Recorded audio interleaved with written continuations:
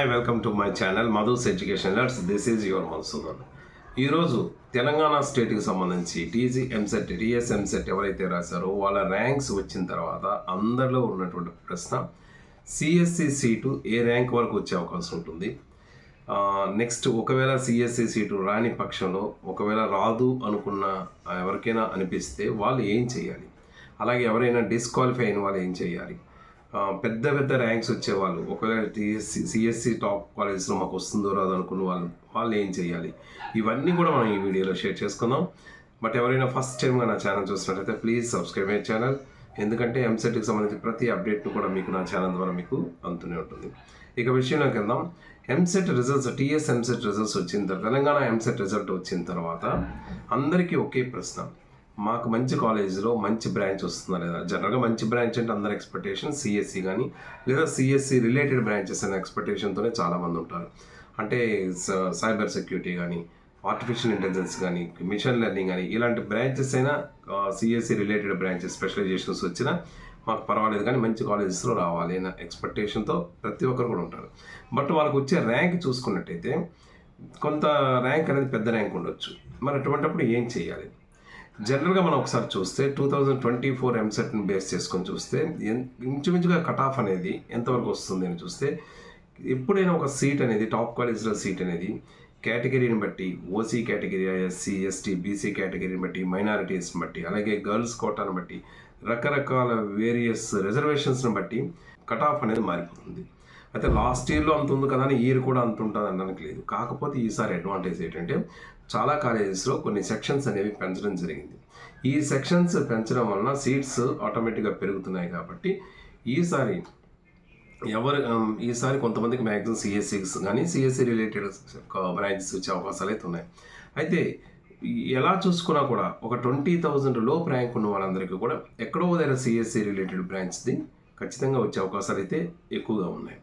ఇక ఎక్కువ ర్యాంకు పెద్ద పెద్ద ర్యాంకులు ఉండే వాళ్ళ పరిస్థితి ఏంటి? వాళ్ళు సిఎస్సి రాకపోతే సాఫ్ట్వేర్ సైడ్ వెళ్ళాలనుకున్న వాళ్ళు ఎలా వెళ్ళాలి అంటే దానికి ఒక చిన్న మార్గం ఏంటంటే, దానికి ఎప్పుడైనా టాప్ కాలేజెస్లోని డెఫినెట్గా సిఎస్సి అనే కాకుండా సిఎస్సి, ఈసీఈ, అలాగే ఐటీ, అలాగే core branches civil, mechanical, electrical ఈ బ్రాంచెస్ కూడా వాళ్ళు ఈ సాఫ్ట్వేర్కి రిలేటెడ్ అయినటువంటి కోర్సెస్ని అంటే జావా, పైథాన్, ఇటువంటి C++ ఇలాంటి కోర్సెస్ని కూడా వాళ్ళు నేర్పిస్తారు. అంటే రేపొద్దున ఫ్యూచర్లో క్యాంపస్కి సంబంధించి నాట్ ఓన్లీ సిఎస్సి స్టూడెంట్సే కాకుండా మిగిలిన స్టూడెంట్స్ కూడా సెలెక్ట్ అయ్యే విధంగా సాఫ్ట్వేర్ రిలేటెడ్ కోర్సెస్ అన్నీ కూడా వీళ్ళకి కూడా అందులో వాళ్ళ తనకు సిలబస్లో ఫ్రేమ్ చేసి అటానమస్ కాలేజెస్లో కానీ ఎక్కడైనా చూస్తే అటువంటి సిలబస్ని ఫ్రేమ్ చేసి ఉంచుతారు. దానివల్ల ఎవరైనా పెద్ద ర్యాంక్ వచ్చేవాళ్ళు ఒకవేళ సిఎస్సి రాకపోతే ఏదో ఒక బ్రాంచ్లో జాయిన్ అయిపోదాం అని అనుకునే కన్నా ఎక్కడో ఒక కాలేజీ పెద్దగా నోటెడ్ కానిటువంటి కాలేజీలో జాయిన్ అయ్యే కన్నా ఒక మంచి కాలేజీలోని మీకు ఏ బ్రాంచ్ తీసుకున్నా ఆ బ్రాంచ్ అనేది వాళ్ళకు ఉపయోగపడే ఉంటుంది. ఎందుకంటే ఒక టాప్ కాలేజీ తీసుకొని అక్కడ మీకు అసలు అంటే సిఎస్సి రాకపోయినా ఇంకో మెకానికల్, సివిల్, ఎలక్ట్రికల్ అటువంటి బ్రాంచెస్లో మీరు జాయిన్ అయినా వాళ్ళు కంపెనీస్కి సంబంధించినటువంటి సాఫ్ట్వేర్ కోర్సెస్ అన్నీ కూడా ఈ సివిల్, మెకానికల్, ఎలక్ట్రికల్ అలాగే ఈసీ అందరికీ కూడా నేర్పిస్తారు. కాబట్టి మీరు ఆ కాలేజీలో మీరు జాయిన్ అయినట్టయితే ఏ కోర్స్ జాయిన్ అయినా కూడా మీకు అవకాశం అనేది వచ్చే అవకాశాలు ఎక్కువ ఉంటాయి. సో ఇది ఒక అడ్వాంటేజ్గా తీసుకోండి.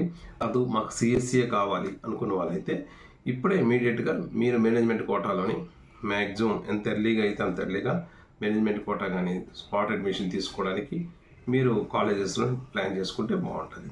బెస్ట్ కాలేజెస్, మంచి టాప్ బెస్ట్ కాలేజెస్లోని మీరు ఏ బ్రాంచ్లో మీరు జాయిన్ అయినా మీకు ఖచ్చితంగా రిలేటెడ్ కంటెంట్ అనేది మీకు నేర్పుతారు. ఆ కోర్సెస్ సాఫ్ట్వేర్ రిలేటెడ్ కోర్సెస్ నేర్పిస్తారు కాబట్టి మీకు ఒక రకంగా ఉపయోగపడుతుంది. ఇది కూడా ఒక టాప్ కాలేజ్ తీసుకున్నాం అనుకోండి, సిఎస్సి మీకు రాకపోయినా అదే కాలేజీలో మెకానికల్, ఎలక్ట్రికల్, సివిల్ మీరు ఒక ఎలక్ట్రికల్ బ్రాంచ్ ఏదో తీసుకున్నారు అనుకోండి, ఆటోమేటిక్గా మీకు ఏమవుతుందంటే ఆ కాలేజీలో సీట్ ఈజీగా వస్తుంది. మీకు దాంట్లో ప్రత్యేకంగా దానికి పెద్ద దానికోసం మళ్ళీ మీరు స్పాట్ పేమెంట్స్ కట్టవలసిన అవసరం లేదు. కన్వీనియర్ కోటాలోనే మీకు కాలేజీలో వచ్చేస్తుంది మీ ర్యాంక్కి.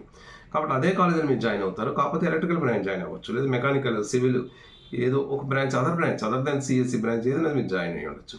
బట్ సిఎస్సికి ఎటువంటి సాఫ్ట్వేర్కి రిలేటెడ్ కంటెంట్స్తో కొన్ని కోర్సెస్ నేర్పిస్తారో, రిక్రూట్మెంట్ ట్రైనింగ్స్లో ఏవైతే నేర్పుతారో అవే మీకు కూడా నేర్పించే అవకాశాలు ఉంటాయి.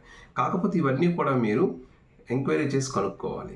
ఆ కాలేజెస్ అటువంటి అవుతున్నాయా లేవా, అందరికీ కోర్సెస్ అనేది నేర్పిస్తున్నారా లేదా, ఆ ఆఫర్స్ అందరికీ వస్తున్నాయా లేవా, మిగిలిన కోర్ బ్రాంచెస్లో కూడా అదే కాలేజీలో సెలక్షన్స్ అవుతున్నాయా లేవా, ఇది కనుక్కోవాలి.